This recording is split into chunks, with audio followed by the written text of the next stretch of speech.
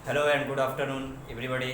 आप सभी को दोपहर का प्यारा नमस्कार। आइए आज हम क्लास टेंथ का क्लास टेंथ के पोएट्री का जो सेकेंड लेसन है जिस जिसका नाम द सॉन्ग ऑफ लाइफ है। ठीक है, आज हम इस पोएम के बारे में जानने जा रहे हैं। आज इस पोएम को पढ़ेंगे जिसके राइटर हैं H.W. लॉन्गफेलो, जिनका फुल फॉर्म है हेनरी वर्ड्सवर्थ लॉन्गफेलो, जो एक अमेरिकन पोएट हैं, कवि हैं। आइए आज इनके पोएम्स के बारे में जानने जा रहे हैं कि ये पोएम के माध्यम से हमें क्या बताना चाहते हैं। तो इससे पहले मैं आपको एक बात बताना चाहूँगा कि इसके पहले एक और वीडियो लेक्चर पढ़ा हुआ है क्लास टेंथ का, जिसमें जो फाउंटेन फर्स्ट चैप्टर है क्लास टेंथ का, वो तो आप प्लेलिस्ट में जा करके उसे भी देख सकते हैं, समझ सकते हैं और उसे मेमोराइज कर सकते हैं, अनुसरण कर सकते हैं। आइए इस लेसन को समझने की कोशिश करते हैं। तो वह पोयम है the song of life.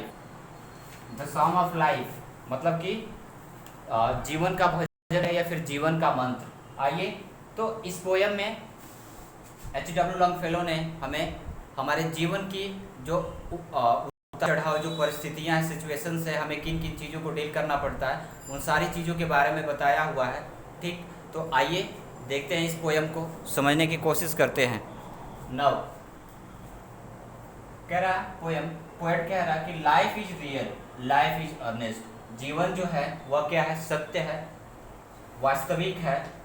Life is earnest, जीवन क्या है? Life is real, life is earnest, जीवन वास्तविक है, जीवन ईमानदार है, सत्य है, निर्धक है। And the game is not its goal, और कह रहा कि और कब्र ही इसका उद्देश्य नहीं है, लक्ष्य नहीं है। हम जन्म लिए हैं तो केवल मरने के लिए जन्म नहीं लिए हुए हैं, हम जन्म इसलिए लिए हैं या फिर यहाँ पर हम इसलिए धरती पे इसलिए आए हुए हैं ताकि कुछ जीवन में अच्छी चीज़ों को कर सके। करा डस्ट दो art to dust returnest, dust दो आर्ट, मिट्टी के कह रहा, आगे पोएट कह रहा है कि हम मिट्टी के बने हुए हैं। ठीक, और फिर क्या है, अर्थात हम धूल के बने हुए हैं और फिर क्या होंगे, एक दिन धूल में ही मिल जाएंगे, वापस धूल में ही चले जाएंगे। Is not spoken of the Saul, यह बात जो है वह आत्मा के बारे में, साउल के बारे में नहीं कही गई है, क्योंकि जो आत्मा होती है वो क्या होती है? मरण, कभी आत्मा जो होती है वो कभी मरती नहीं है। Next, not enjoyment and not sorrow is our destined end or way. आगे पोएट कह रहे हैं कि नॉट इंजॉयमेंट के सुख में नहीं या फिर आनंद नहीं और दुख नहीं, अर्थात न आनंद न सुखी में भी नहीं और दुखी में, सॉरी इसको देखेंगे, नॉट इंजॉयमेंट एंड नॉट सारो। कह रहा कि दुख में नहीं, सुख में नहीं, is our destined end or way.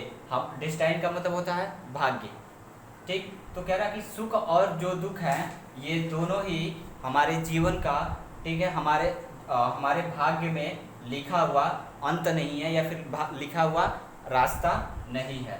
But to act that is tomorrow, लेकिन कह रहे हैं आगे, बट टू एक्ट, लेकिन हमें करना चाहिए, हमें कुछ करना चाहिए, दैट इज टुमारो, जिससे कि हमारा आने वाला जो कल हो वह क्या हो? अच्छा हो जाए। फाइंड्स अस फार्दर देन टुडे, फार्दर का मतलब होता है गो अहेड। ठीक, जिससे कह रहा है कि हमें प्रत्येक दिन कुछ ऐसा करना चाहिए जिससे कि हमारा आने वाला कल जो हो वह क्या हो? अच्छा हो। Find us farther than today, जैसे कि हम आज हैं, इससे बढ़िया क्या हो? कल हो। ठीक, हमें ऐसे काम करने चाहिए जिससे हमारा आने वाला कल आज की अपेक्षा क्या हो? अच्छा हो। In the world's broad field of battle, in the bivouac of life, be not like dumb driven cattle, be a hero in the strife. ठीक है, तो कह रहे हैं in the world's broad field of battle, in the bivouac of life, हमारा bivouac मतलब होता है संघर्ष, स्ट्रगल। हमारा जो जीवन है वह क्या है, संघर्षपूर्ण जीवन है, संघर्ष से भरा हुआ जीवन है। और यह उसी प्रकार है जैसे कि कह रहा है कि संसार जो है वह एक विस्तृत बड़े युद्ध के क्षेत्र के समान है। उसी प्रकार हमारा जीवन भी जो है वह क्या है, संघर्ष भरा हुआ है, संघर्षपूर्ण है। B not like dumb driven cattle, be a hero in the strike. कह रहा है कि हमें एक उस गूंगे जानवर के जैसे, ड्राइवन कैटल का मतलब होता है पालन, जो कैटल मिस होता है जानवर जो होते हैं, ठीक, जैसे भेड़ बकरी एक्सेट्रा, ठीक। और ड्राइवन का मतलब होता है हाँकना। अर्थात हमारा जो जीवन है वह ऐसा ना हो कि उसे एक गूंगे जानवर के जैसे हाँका जाए। B a hero in the strike, हमें क्या करना चाहिए, संघर्ष करते हुए एक हीरो की तरह, एक बहादुर की तरह प्रतिदिन कुछ ऐसा करना चाहिए जिससे हमारा जो कल हो, आने वाला जो कल हो, वह आज से अच्छा हो सके। नाउ यहाँ देखेंगे, लेट अस देन, चलो अब, बी अप, उठो, and doing with a heart for any fate. कह रहा है कि चलो अब, चलो तब, खड़े हो जाओ, कुछ करते हैं, with a heart for any fate, ठीक है, दिल से, हृदय से, फॉर एनी फेट मतलब किसी भी भाग्य के लिए, ठीक। अर्थात आने वाले कल के लिए पोएट ये कहना चाहते हैं कि चलो अब कुछ करते हैं, उठो, कुछ करते हैं, दिल से करते हैं, जिससे कि हमारा जो फैट है, भाग्य है, आने वाला जो भाग्य है वह क्या हो, आज की अपेक्षा कल अच्छा हो।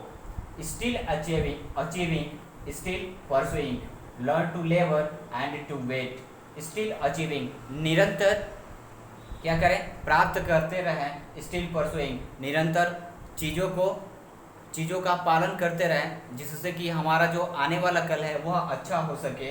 Learn to labour and to wait, हमें कड़ी मेहनत करना चाहिए, ईमानदारी के साथ मेहनत करना चाहिए, ठीक, और इंतज़ार करना चाहिए, जिससे हमारा जो कल है, आने वाला कल है, वह क्या हो, आज की अपेक्षा अच्छा हो सके।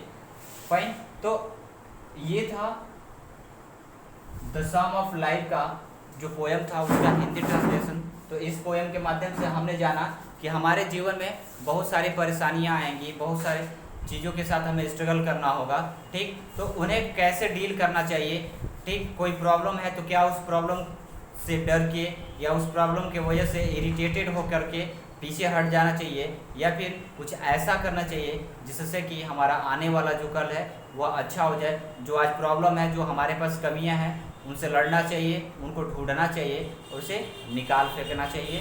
तो ये जो पोएम थी द सॉन्ग ऑफ लाइफ, जीवन का भजन, इस माध्यम से हमने जीवन के बारे में जाना। आई होप आपको समझ में आया होगा। Thanks for watching with me. Have a nice evening, take care, God bless you.